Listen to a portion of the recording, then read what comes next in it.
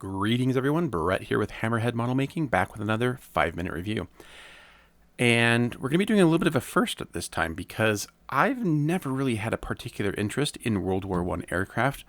I have, however, had an interest in the company WingNut Wings.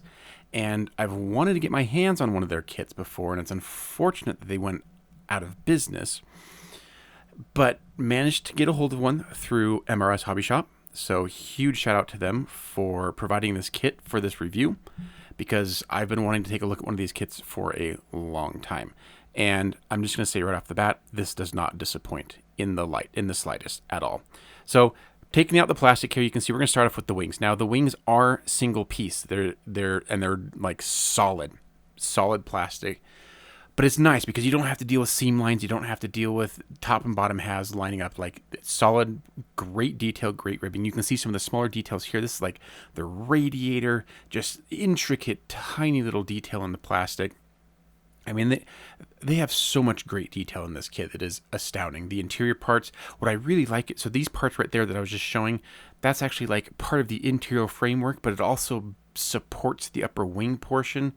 And so, like, I like that they've engineered that. You can look at this cushion here with like the upholstered and I mean, it's amazing. I'm gonna gush about this for 6 minutes straight, and just fabulous detailing and mold, like the mold technology they've used here. Because like all of these, like, so these are all engine panels here. And they're all louvered, and all of the louvers, the openings are open, like you can see through it.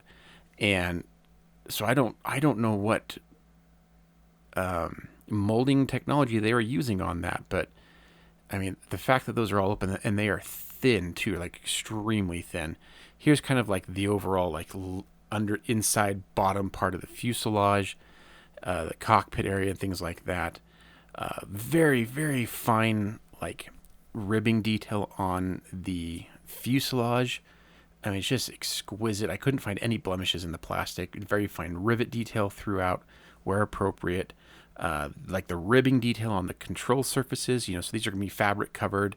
And I mean, you can tell it looks obvious. Surprising, there's actually some clear parts in the kit. And I mean, they're pretty much just flat rectangles. So, I mean, it's hard to go wrong with those, but still, they look nice.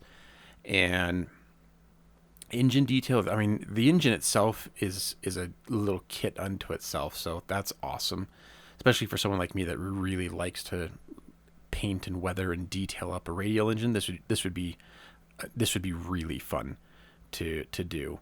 You get some interesting like separate parts that look like they might be a little difficult to remove from the sprue, but patience would win out the day.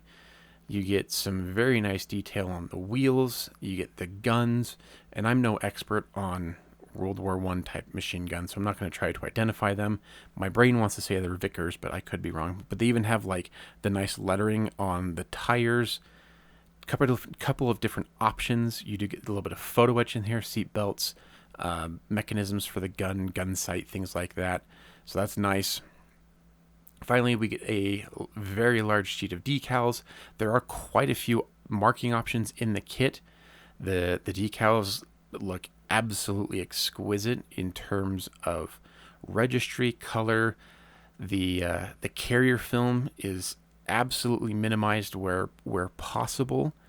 So on certain decals, you literally can't even see the carrier film because it's so close to the edge of the printing. But I mean, these just look phenomenal.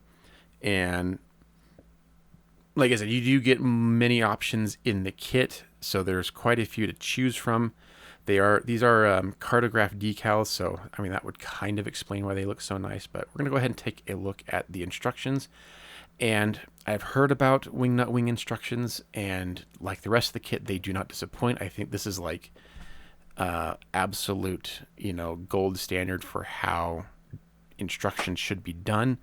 It's informative. You get a lot of great reference photos with it to kind of give you an idea of what you're actually building and looking at. You get a full wiring diagram and then multiple color profiles. So absolutely beautiful. It looks great. And I mean, yeah, I really don't know how I can find fault. And this is all, obviously this is all just like looking at the kit. I've never actually built one of these. One of the reasons why I don't have a huge desire for, World War One airplanes is all the rigging. It just doesn't appeal to me. But perhaps the breakdown of the way this kit goes together makes it easier. I'm not sure. If you've built this kit or other WingNut Wing World War One airplanes, let me know down in the comments down below. Am I overreacting to how great this looks, or is it really as good as it looks? I would genuinely like to know, because if this is something that like I want to actually pursue later on as a project to build, that it might help inform me. Anyways, again, shout out to MRS Hobby Shop for allowing me to review this kit.